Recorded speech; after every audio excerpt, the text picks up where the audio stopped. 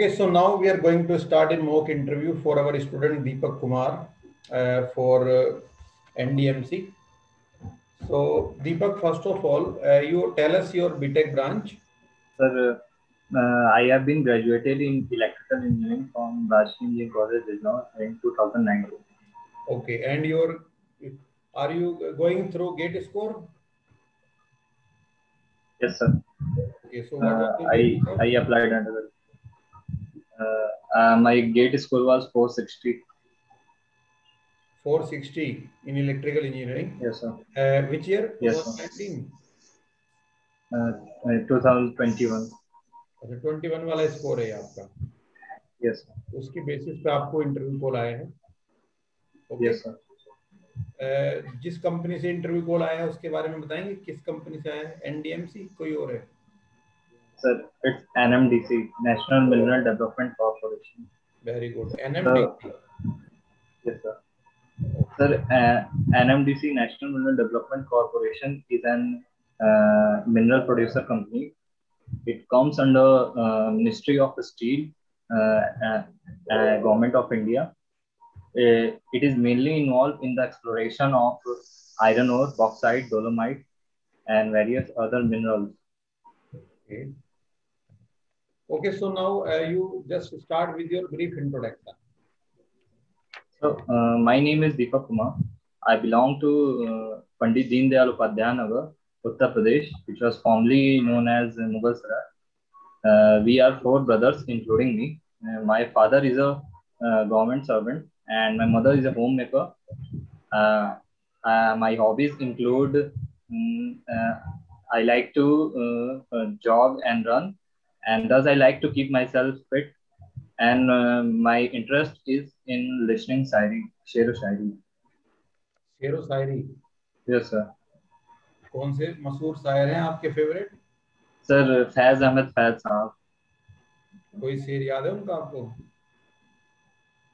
Yes sir. बताइए. Okay sir. वो लोग बड़े खुशकिस्मत होते हैं, वो लोग बड़े खुशकिस्मत होते हैं जो इश्क को काम समझते हैं या काम से आशिकी रखते हैं, जो इश्क को काम समझते हैं या काम से आशिकी रखते हैं. हम जीते जी मशरूफ रहे, कुछ इश्क किया कुछ काम किया, काम इश्क के आड़े आता रहा और इश्क से काम बिगड़ता रहा. काम इश्क के आड़े आता रहा और इश्क से काम बिगड़ता रहा. फिर तंग आकर हमने दोनों को अधूरा छोड़ दिया. तो इसका मीनिंग क्या है? सर एक्चुअली जब एक सिचुएशन यहाँ पे आ रही है सर कि एक लवर है जो कि काम अपने काम में भी मशगूल, मतलब काम में भी बिजी है और साथ में he has fallen in love with someone.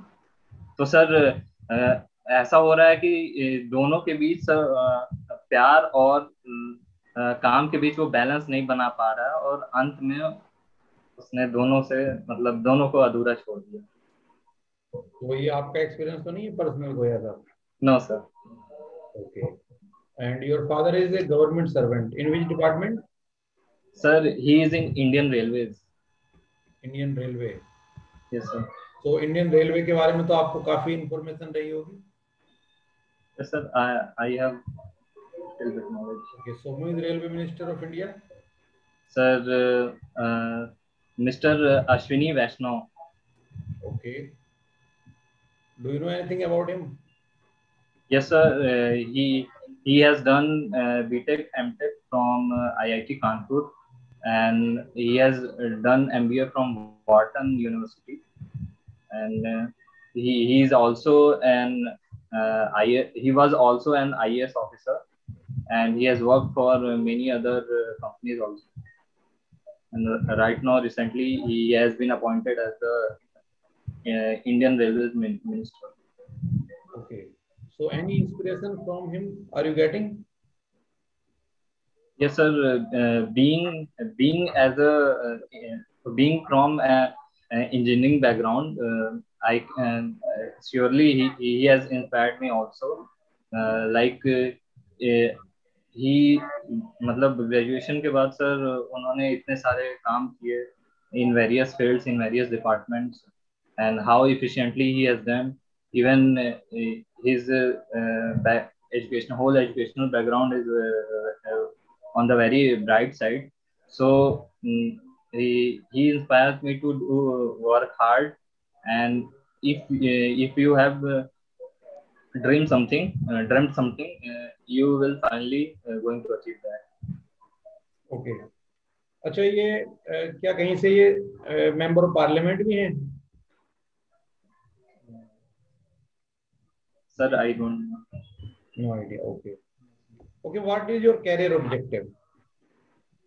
Sir, presently, sir, I would like to join this organization and want to be a great asset to the organization in the upcoming years. And so this is the career objective of your life, right? Yes, sir. यही आपका career objective है? Sir, presently is this, and sir, after some years, I want to emerge as like. Yes, sir. Presently तो यही है. ये आगे आप कुछ बताना चाह रहे हो? Yes, sir. 5 साल बाद आप जो करना चाहते हो? Any plan?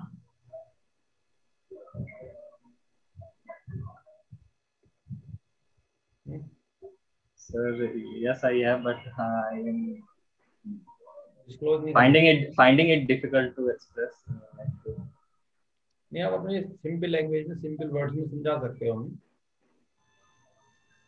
Sir, like after in the coming of years, like if I join this organization, I want to be great asset to the organization, and after that, sir, I want to enter in some kind of strategic profile of this organization where I can contribute in the growth of this organization very efficiently. Okay, so उसके लिए क्या MBA की आपको requirement रहेगी या without MBA आप ये काम कर सकते हैं?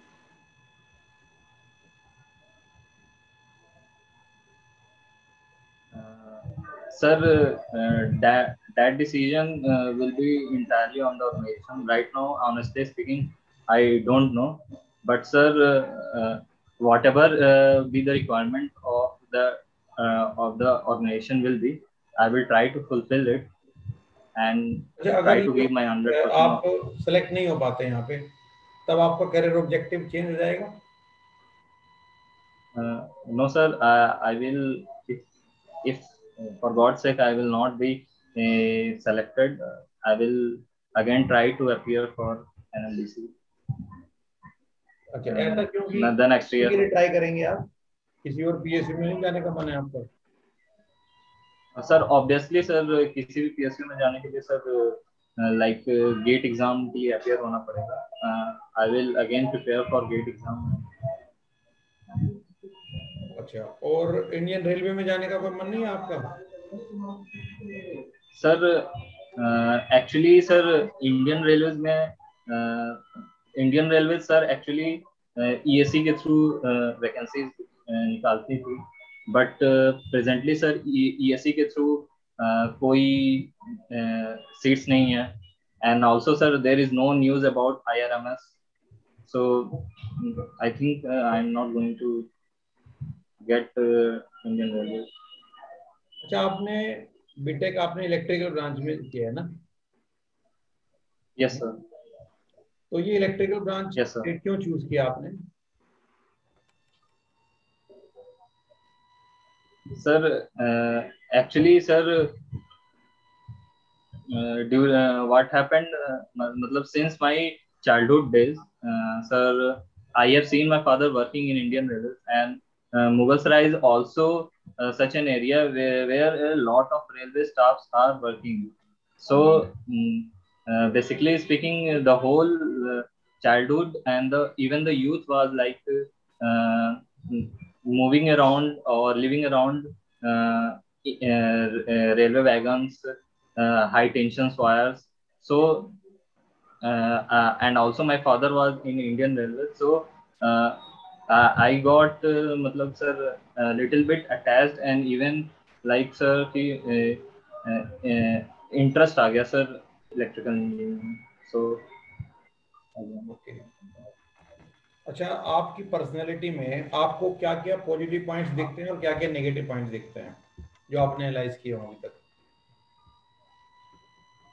सर बेसिकली स्पीकिंग सर कि I am a hard working person. I can work for a lot number of hours. I can put lot of efforts, and also, sir, I have a learning attitude towards anything. So these are my strengths, sir. And speaking about the weaknesses, sir, I am sometimes workaholic. I sometimes uh, uh, be too much honest, and sometimes I am emotional also. तो honest होने को आप negative point मानते हैं? Sir actually अगर देखा जाए तो सर ऑनेस्ट होना एक सही चीज है, सही ट्रेट है, but being too much honest is bad. क्योंकि सर आप बहुत ज्यादा अगर ऑनेस्ट हो जाएंगे तो it will going to be a trouble for you. Like sir, one day I was with my friend, and he was not looking so well. He was looking like a joker, and he asked me. He was wearing new clothes. He asked me how he was looking, and I honestly told him that he was looking like a joker. So it put me in trouble, and sir, थोड़ी friendship में sir थोड़ी खटास type सी है. So I think being too honest is not.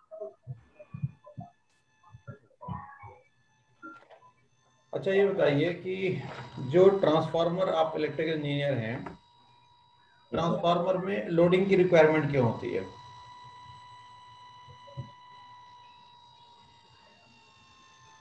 Transformer में loading. No idea? No sir.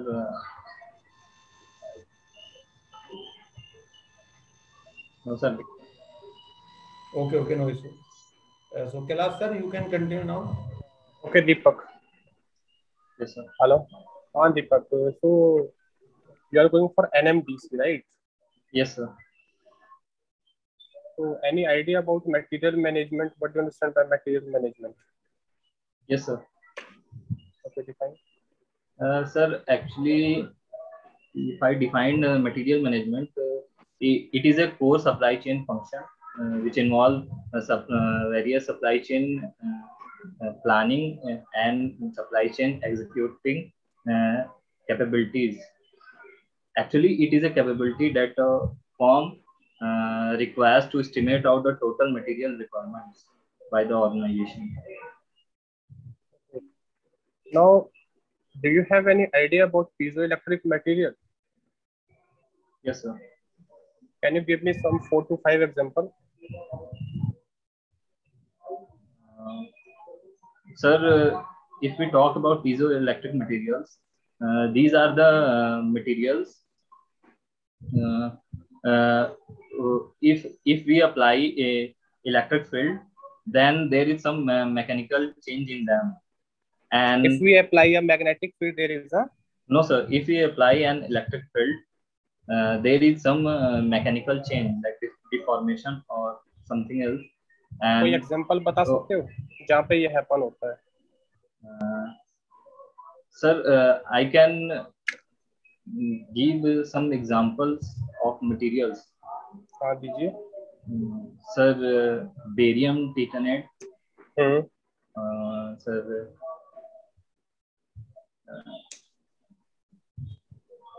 lead zircon.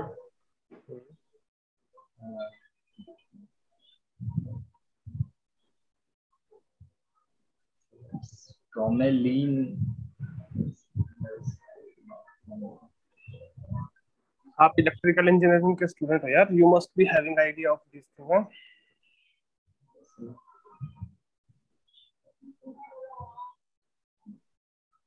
अच्छा, piezoelectric material की application बता दो मुझे कुछ.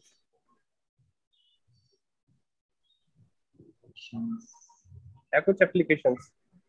यस सर, डेफिनेटली है. हाँ बताइए.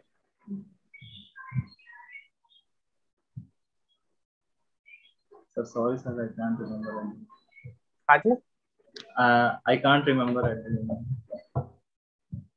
आपने इस टाइम माइक्रोफोन यूज कर रहे हो, Yes, sir, yes. इसमें कहीं यूज है कि नहीं है? Yes, sir, microphone. Yes, sir. होता है यूज की नहीं होता, बताओ। Yes, sir, होता है. तो आप मटेरियल मैनेजमेंट के लिए जा रहे हो, व्हाट आर यू एक्सपेक्टिंग? कि what qualities you have? Do you have any idea about material science? Have you studied material science? Yes, sir, I have little knowledge about material science. You might have deal with various kind of materials in your core engineering, whether it's for permanent magnet, whether it is for some transformer core, whether it is some for inductor core. At least you must have basic idea of that all. Yes, sir. अच्छा, आपने नॉल्टन और Thevenin का नाम सुना है? Yes, sir. क्या हम इन tools को यूज कर सकते हैं किसी नॉन लीनियर लोड की एनालिसिस करने के लिए? नॉन लीनियर लोड के लिए? No, sir, they are used for linear bilateral element. तो जब आपने ट्रांजिस्टर और एफईटी पढ़ा है तो वहां पे तो आप स्टार्टिंग में पोटेंशियल डिवाइडर बाइसिंग को सॉल्व करने के लिए नॉर्टन इक्विवेलेंट, थेवेनिन इक्विवेलेंट निकालते कि नहीं निकालते? गेट की तैयारी की होगी आपने। Yes, sir. तो फिर वहां क्यों निकालते?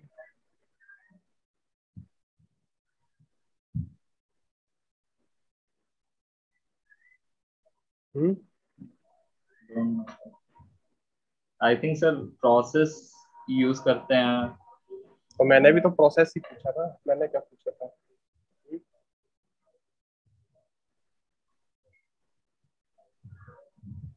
लीनियर सर्किट से क्या मतलब समझते हो? How you define linear circuit? Sir, if we talk about linear circuit, it has only one equation of straight line.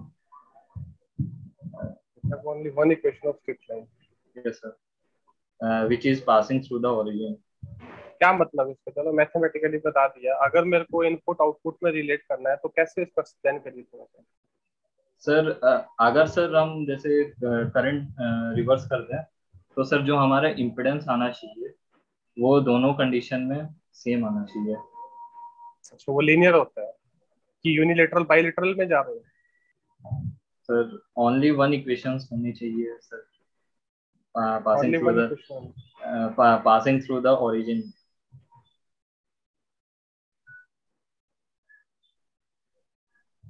LTI system के बारे में जानते हैं कुछ? LTI सिस्टम पढ़िए, सुनिए टर्म। यस नहीं, पहले बताओ सुनिए टर्म की नहीं सुनिए? सुनिए सर. कोई भी एलटीआई सिस्टम अगर स्टेबल है तो उसके इम्पल्स रिस्पॉन्स के ऊपर क्या कंस्ट्रेंट बताओगे? अगर आपको इम्पल्स रिस्पॉन्स उसका गिवन है तो आप क्या कमेंट करोगे और कैसे, क्या जज करके कमेंट कर सकते हो कि that LTI system is BIBO stable? क्या कुछ आइडियाज करें? That LTI system is BIBO stable.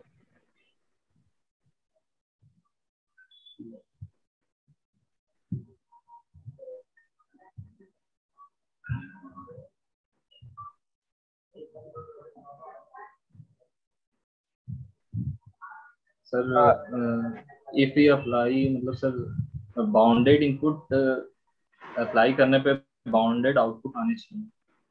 That is fine, वो आप इनपुट Sir. आउटपुट टर्म में डिफाइन कर रहे हैं, यू आर राइट. बट मेरा क्वेश्चन है कि अगर आपको इम्पल्स रिस्पॉन्स गिवन है सिस्टम का तो आपको उसके बेसिस पे जज करना, देन हाउ?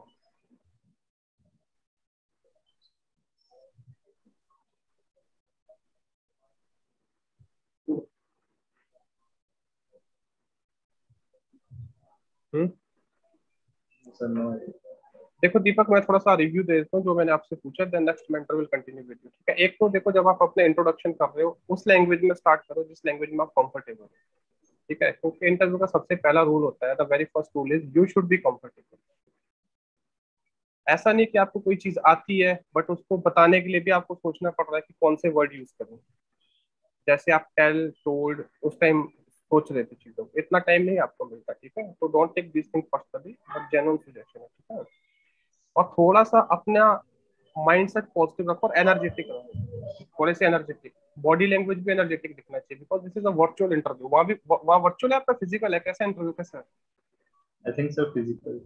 फिजिकल है तो एनर्जेटिक दिखना है मुझे, ठीक है। और दूसरा चीज है, you are going for the material management, so I don't think they will ask more question into your core engineering. They can ask definitely, but they will frame more question on the what was the different type of the material, how you can increase the resistance, if you want high resistance how you can increase that, वो क्या आप add करोगे।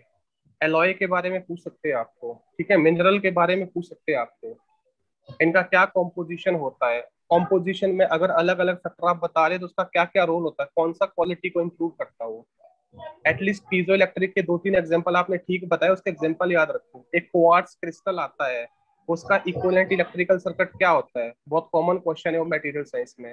उसका impedance versus frequency curve क्या होता है, super conductor क्या होता है, फेराइड्स क्या होता है, साथ साथ में मैं आपको बताता गया क्वेश्चन को, जहाँ जहाँ आपने गलत आंसर दिए थोड़े से, ठीक है। एब्सोल्युटली इंटीग्रेबल होना चाहिए इम्पल्स रिस्पॉन्स किसी भी एलटीआई सिस्टम का, याद आया होगा, तभी हम उसको क्या बोलते हैं, बीआईबीओ स्टेबल बोलते हैं। जो आप बता रहे थे वो आप इनपुट और आउटपुट की टर्म में बता रहे थे, ठीक है। मैंने आपको पूछा what are the applications of piezo electric material, आपके पास क्या रेजोनेटर है, ऑसिलेटर है, फिल्टर है, क्वार्ट्ज वॉचेस है, ये सारे आपके पास क्या एप्लीकेशंस है पीजो इलेक्ट्रिक मटेरियल्स के। This is very commonly used material. उसमें आप डायरेक्ट इफेक्ट को एक्सप्लेन करो, इनडायरेक्ट इफेक्ट को एक्सप्लेन करो, उनके एग्जांपल पता होने चाहिए आपको। Is it clear? फाइन। दूसरा मैंने आपको बताया कि इलेक्ट्रिकल प्रॉपर्टी और मैग्नेटिक प्रॉपर्टी एटलीस्ट पढ़ के जाओ, ये चीजें आपके अंदर भी यूज होती है कि सॉफ्ट फेराइट कहाँ यूज करते हो आप कोर इलेक्ट्रिकल इंजीनियरिंग में, हार्ड फेराइट कहाँ यूज करते हो, क्यों यूज करते हो, आपने एक हिस्टेरिसिस कर्व पढ़ा होगा, उसके ऊपर क्वेश्चन बना सकते हैं, रिटेंटिविटी, कोरेसिटिविटी, ये सब चीजें आपने पढ़ी होंगी मटेरियल्स की, ठीक है। ससेप्टेबिलिटी टेम्परेचर का फंक्शन किसके लिए होता है, किसके लिए इंडिपेंडेंट होता है, तो मैंने दिन को भी डिस्कस किया था, इस डायरेक्शन में थोड़ा सा इसको प्रिपेयर कर दीजिएगा, ठीक है। और वो कुछ क्वेश्चन ऐसे पूछेंगे, ये मत सोचना कि आप अगर लगता है कि आप जानते तो एक्सप्लेन करो उसको खुल के, अपने आप को रोको मत, रिस्ट्रिक्ट मत करो कि यार मैं गलत तो नहीं बोल रहा हूँ, जैसे आप उसमें नॉर्टन एंड थेवेनिन में बोल रहे थे।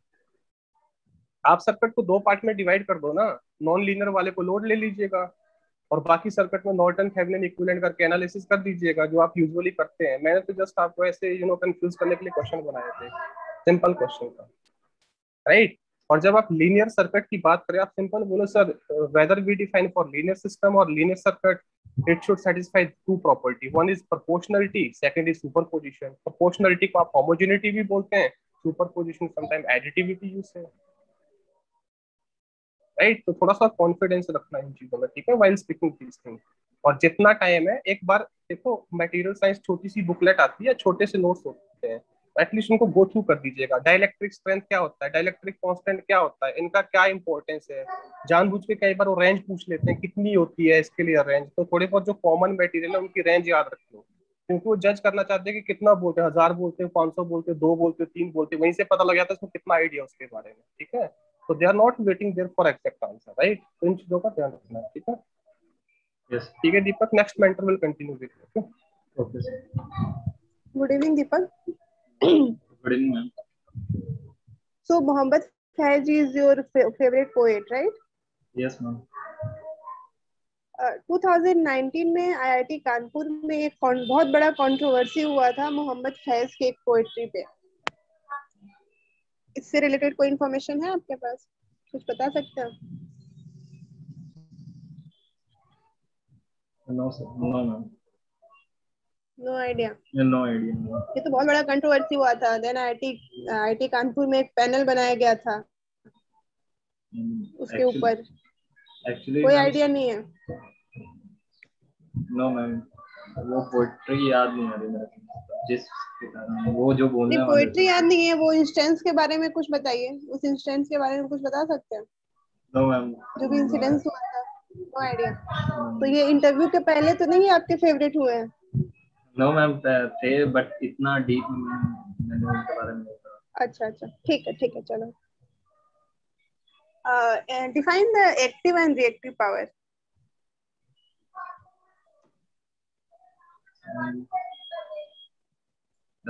Active power is ma'am responsible for various losses, various active losses in the system.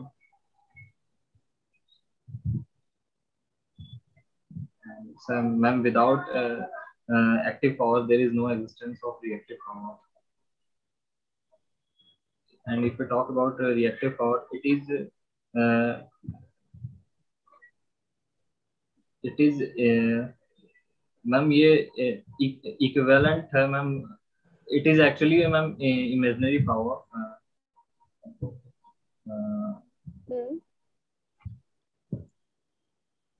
Ma'am react जैसे मैम रेजिस्टेंस से मैम एक्टिव पावर होती है, उसी तरह मैम इक्विवेलेंट जो रिएक्टेंस होते हैं इंडक्टेंस और कैपेसिटेंस, उसके इलेक्ट्रिकल इक्विवेलेंट से मैम उसी तरह मैम रिएक्टिव पावर आता है। एक्टिव पावर का इलेक्ट्रिकल इक्विवेलेंट रेजिस्टेंस है? नो मैम, जैसे मैम रेजिस्टेंस से हम मैम एक्टिव पावर फाइंड करते हैं रेजिस्टेंस के लिए, उसी तरह मैम रिएक्टेंस इज रिएक्टेंस भी मैम इक्विवेलेंट है मैम रेजिस्टेंस के, और इन रिएक्टेंस के आल्सो मैम रिएक्टिव पावर। चलो इंडक्टर और कैपेसिटर की बेसिक प्रॉपर्टी बताइए। Ma'am inductor ma'am DC supply जब अप्लाई करते हैं तो मैम ये शॉर्ट सर्किट की तरफ बिहेव होता है, और ma'am capacitor behaves as an open circuit to DC supply. और क्या प्रॉपर्टी है?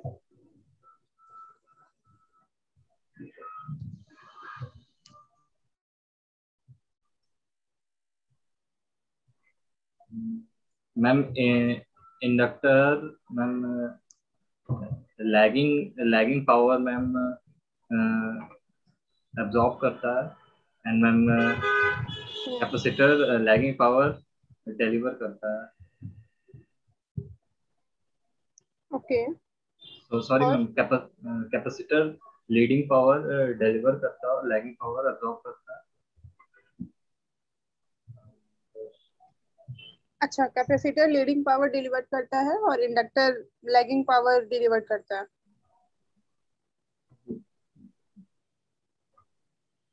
No ma'am, inductor confirm lagging करिए क्या है।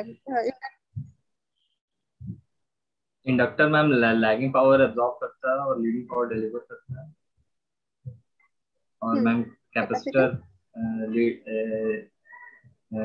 लीडिंग पावर फैक्टर एब्जॉर्ब करता है और लैगिंग पावर फैक्टर डिलीवर करता है।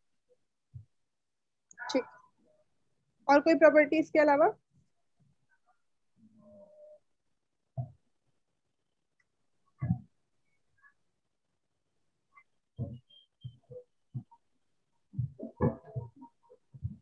Ma'am right now can't remember. Okay, चलिए, ठीक है ठीक है। आपका प्रोजेक्ट था उसके बारे में बताइए।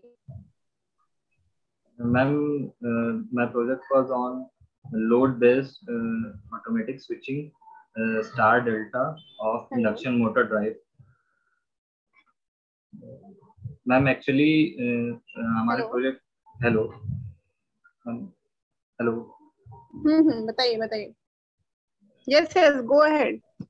मैम एक्चुअली हमारे प्रोजेक्ट में मैम इंडक्शन मोटर ड्राइव की वेरियस लोड्स पे हमने मतलब स्टडी की, like when there was less load, it was employed with delta connection, and when it was heavy load, then it was with star connection. So it was like the star delta starter, जिसमें कि आप load के according star और delta में switch कर रहे थे जो आपका मोटर था। Yes ma'am. ठीक है, तो पहले मुझे बताइए स्टार्टर की जरूरत क्यों है इंडक्शन मोटर, क्या काम करता है स्टार्टर? मैम इंडक्शन मशीन को मैम स्टार्टिंग में हाई मतलब अगर स्टार्टर यूज नहीं कर रहे हैं तो ma'am induction machine is mainly ma'am वहाँ पे high torque high starting current आती है। If we do not use starter different starting method, then this high starting current will going to affect the machine. It will damage the machine. And secondly, ma'am, induction machine is not a self-starting machine. Induction machine is not a self-starting machine. Sorry ma'am, induction machine मतलब ma'am mainly current को starting current को reduce करने के लिए ma'am starting methods use करते हैं.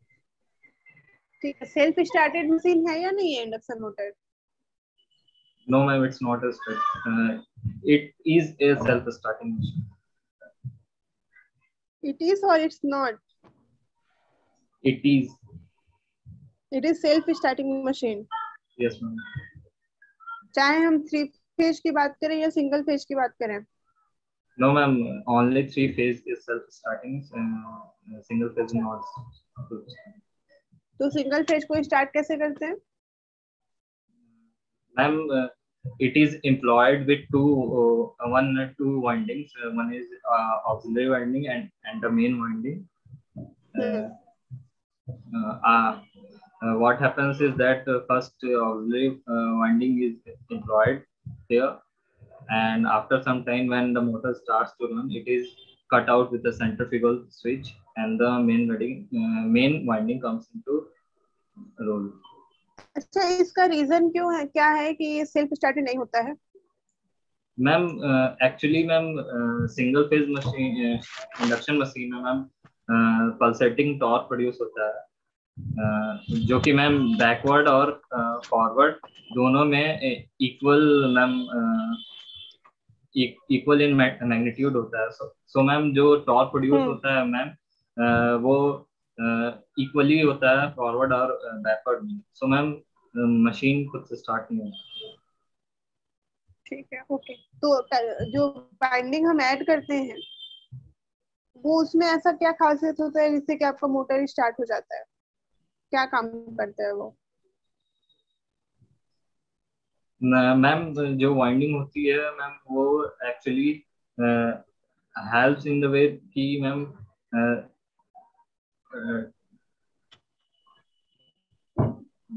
Ma'am 2 phase की तरह जो मशीन है मैम वो 2 फेज की तरह काम करने लगती है मैम, 2 फेज मशीन की तरह, where the 2 windings are displaced at 90 degree and then it torque and machine starts to run at a synchronous speed. ठीक है, ठीक है, ठीक है. ये बताइए, जो आपने प्रोजेक्ट यूज किया है about the star delta starter, तो उसमें स्टार्टिंग करंट आपकी कितनी कम हो जाती है? अगर हम डायरेक्ट ऑनलाइन स्टार्ट करते हैं, एक मेथड है, मेथड ऑफ स्टार्टिंग, आपको पता होगा, direct online starter. Yes ma'am. ठीक है. Yes ma'am. तो अगर उससे कर रहे हैं और फिर हम स्टार डेल्टा यूज कर रहे हैं, तो स्टार डेल्टा में कितनी करंट कम हो जाती है as compare to first method?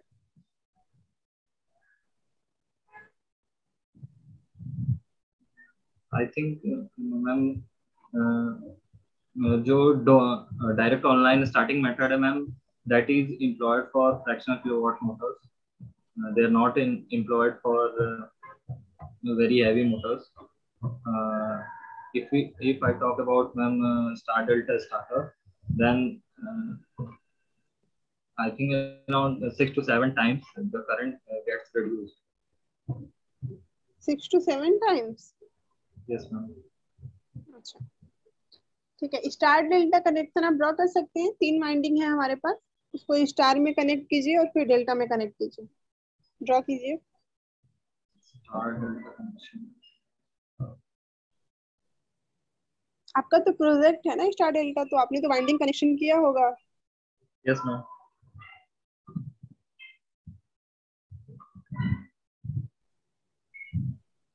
Here, show it to me.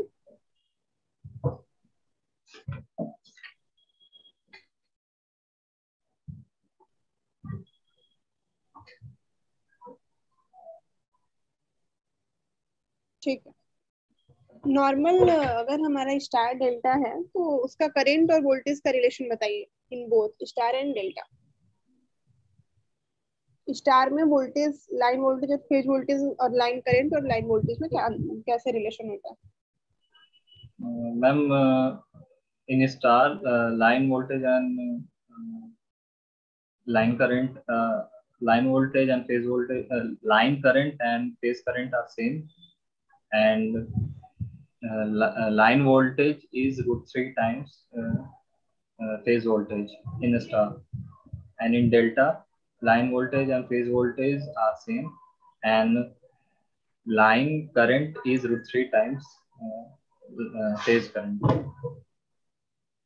अच्छा, स्टार की बात करें तो लाइन वोल्टेज और फेज वोल्टेज में फेज एंगल में क्या रिलेशन होता है? फेज वोल्टेज है, फेज वोल्टेज के एंगल्स में, ये तो हमने मैग्नीट्यूड में देख लिया, √3 का आपका रिलेशन आ रहा है। मैग्नेट एंगल, फेज एंगल में कैसा रिलेशन होता है?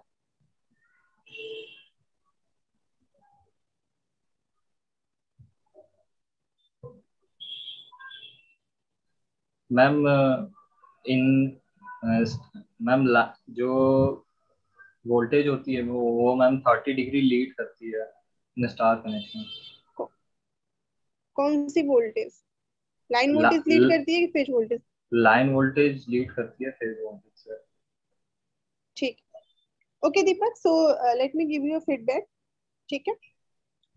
तो पहला, जैसे एक्टिव पावर और रिएक्टिव पावर का एक डेफिनेशन सर्च करो नेट पे आप, ठीक है? क्या उसको बोलना है, ये इसका आपको आइडिया नहीं है, ठीक है? आप देखिए एक्टिव पावर क्या होता है, रिएक्टिव पावर क्या होता है, एफरेंट पावर क्या होता है, क्योंकि आप मटेरियल साइंस के लिए जा रहे हैं तो ये बहुत ही आपको डीप में तो क्वेश्चन नहीं पूछेंगे इलेक्ट्रिकल से, बट ये बहुत बेसिक क्वेश्चन है, ठीक है? आरएलसी का प्रॉपर्टी पढ़ लीजिए।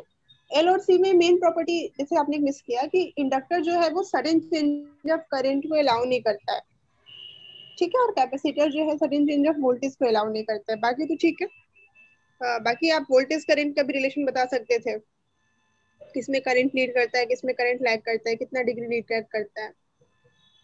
इसके बाद अपना थोड़ा प्रोजेक्ट देख लो, ठीक है? क्योंकि आपका ये इलेक्ट्रिकल से रिलेटेड है, इलेक्ट्रिकल मशीन, आपका पूरा इंडक्शन मोटर स्टार्टर कवर हो जाएगा इसमें, ठीक है? तो जितने भी टाइप्स ऑफ स्टार्टर होते हैं वो ऊपर ऊपर से देख लो, एक बेसिक कंपैरिजन देख लो, स्टार्टर की जरूरत क्यों पड़ती है, करंट को रिड्यूस करने के अलावा और भी कुछ प्रोटेक्शन प्रोवाइड करता है क्या स्टार्टर, और कौन सा स्टार्टर हम मोस्टली यूज करते हैं, ठीक है?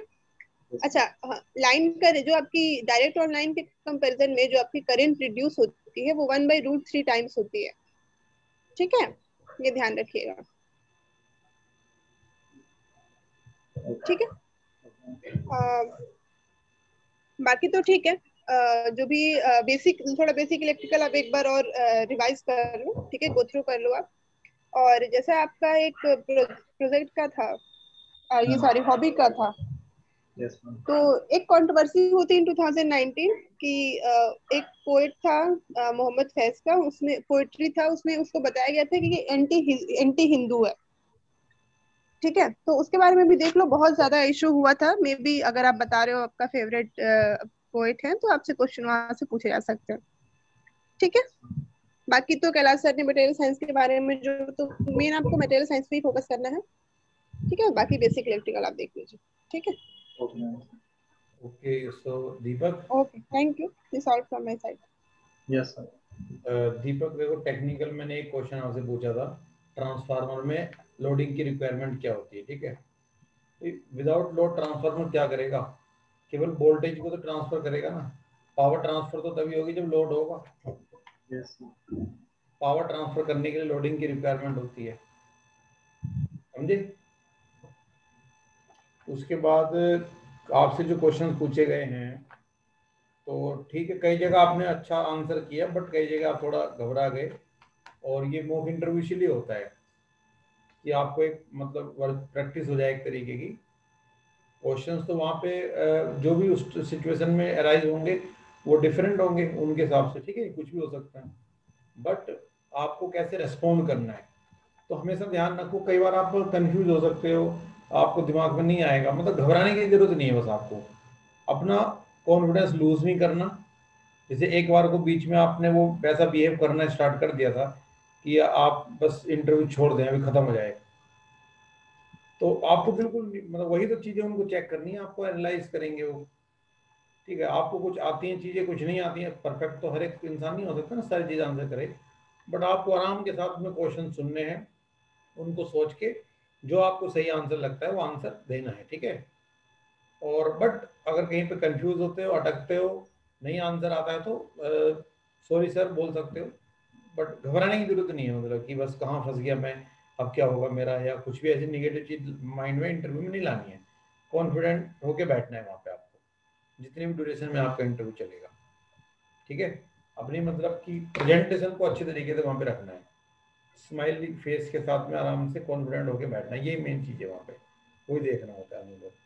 बाकी आपने पॉजिटिव पॉइंट्स बताए वो ठीक है आपके, और नेगेटिव पॉइंट में ऑनेस्ट आपने बोला और इमोशनल, तो उसका एग्जाम्पल आपने दे दिया, तो वो ठीक है। अब यहाँ पे बोल सकते हैं कि ऑनेस्ट तो अलग चीज है, मतलब कि ये तो ट्रू स्पीकर जो हो गया ना, ट्रुथ बोलने वाला, ऑनेस्ट, ठीक है, और ट्रुथ मतलब थोड़ा सा डिफरेंस अगर हम करें तो आपके हिसाब से ये मतलब आप कहना चाह रहे हो कि सच, कई बार झूठ भी बोलना पड़ता है, समझे ना, हमेशा सच बोलना सही नहीं है, बट ऑनेस्टी थोड़ा डिफरेंट है। तो ऑनेस्ट तो इंसान को रहना चाहिए ना, अपने नेचर बाई नेचर, उसमें कोई गड़बड़ नहीं होनी चाहिए, ठीक, वो नेगेटिव नहीं है ऑनेस्टी, ठीक है। यस तो उसके अलावा और हॉबीज आपने बताया जॉगिंग, रनिंग, तो उससे रिलेटेड कुछ क्वेश्चन पूछ सकते हैं वहाँ पे। और मेन है कि रेलवे के बारे में, आपके फादर रेलवे में है, तो रेलवे की कुछ मेन एक्टिविटीज, जैसे कि ये नए रेलवे मिनिस्टर आए हैं, तो इनके बारे में हो सकता है कोई क्वेश्चन बन जाए, इनकी बैकग्राउंड को आपको याद रखना है। ये जैसे मैंने आपसे पूछा कि ये मेंबर ऑफ पार्लियामेंट है कि नहीं, ठीक है ना, तो ये मेंबर ऑफ पार्लियामेंट है राज्यसभा से, अपर हाउस से, तो उड़ीसा से आते हैं, तो ऐसे कई बार क्वेश्चन बन जाता है, ठीक है। और साथ में जो आपका प्लान है आगे का, करियर ऑब्जेक्टिव जैसे आपने बताया, तो बीच में वहां पे भी आपने बाद में अपने आप को करेक्ट कर लिया, मतलब एक बार तो आप कंफ्यूज हो गए थे कि अब मैं क्या बोलूँ आगे 3 साल के बाद का क्या प्लान है, तो आप बोल सकते हो कि पहले तो मेरे को मेरा प्लान अभी फिलहाल में ये है कि एंटर करना है, मुझे अपनी पोजीशन सिक्योर करनी है पहले तो। एक बार मेरी पोजीशन कंपनी में सिक्योर हो जाए पीएसयू में, तो फिर मैं उसकी ग्रोथ में एक्टिवली पार्टिसिपेट करना चाहता हूँ। मेरा ऑब्जेक्टिव ये है कि मैं आगे उसमें मतलब कि मेरा एक कंट्रीब्यूशन ऐसा हो कि जो लोग पहचाने उसको। जैसे बहुत सारे ऐसे लोग होते हैं कि पूरी जिंदगी वो पीएसयू में काम करके निकल जाते हैं, बट आम पब्लिक को उनको कुछ भी नहीं पता होता। भाई इंडियन ऑयल में बहुत सारे लोग काम करके निकल गए, आईओसीएल में, ठीक है, या ओएनजीसी में या सेल में, सबका थोड़ी आम पब्लिक जानती है। कुछ ऐसे लोग होते हैं कि जो ऐसा कुछ काम करते हैं उसमें कि जो उस कंपनी के सारे एम्प्लॉइज या उसकी मतलब उसको याद किया जाता है कि इसने इस कंपनी को डेवलप करने में बहुत कुछ किया, इसने ये पॉलिसी वहां पे ऐसी बताई कि उससे कंपनी का बहुत ज्यादा रेवेन्यू बढ़ गया, बिजनेस बढ़ा, ऐसी। तो ऐसा कुछ में कंट्रीब्यूशन मेरा मन है कि करूं मैं, ताकि मेरा उसमें नाम भी रहे थोड़ा फ्यूचर में, वो मुझे अच्छा लगता है। ऐसे बोल सकते हैं उसको जो आप बोलना चाह रहे हो, ठीक है। तो ठीक है दीपक, कब है आपका इंटरव्यू? सर 18 को। ओके, तो ऑल द बेस्ट। टेक्निकल अपना स्ट्रॉन्ग करो एक तो, यस जो मैम ने बताया है, ठीक है। जैसे मेरा क्वेश्चन पहला ही आप कंफ्यूज हो गए उसमें, तो ट्रांसफार्मर हुआ, मोटर, ये तो आपके इंडक्शन मोटर हुए, डीसी मोटर, एसी मोटर, ये चीजें, यही नॉलेज वहां पे चाहिए ना। सर्किट ब्रेकर एक कॉमन टॉपिक होता है, सर्किट ब्रेकर के बारे में हमेशा पूछा जाता है, तो उसको रिवाइज कर लो। इलेक्ट्रिकल में हर इंटरव्यू में वो बड़ा ही कॉमन सा क्वेश्चन होता है, रिले के ऊपर क्वेश्चन पूछे जाते हैं, तो सर्किट ब्रेकर को, रिले को पढ़ो, ठीक है। यस और मेन मशीन पे फोकस करना है ना ज्यादा, ठीक है। ठीक ठीक। Okay, all the best.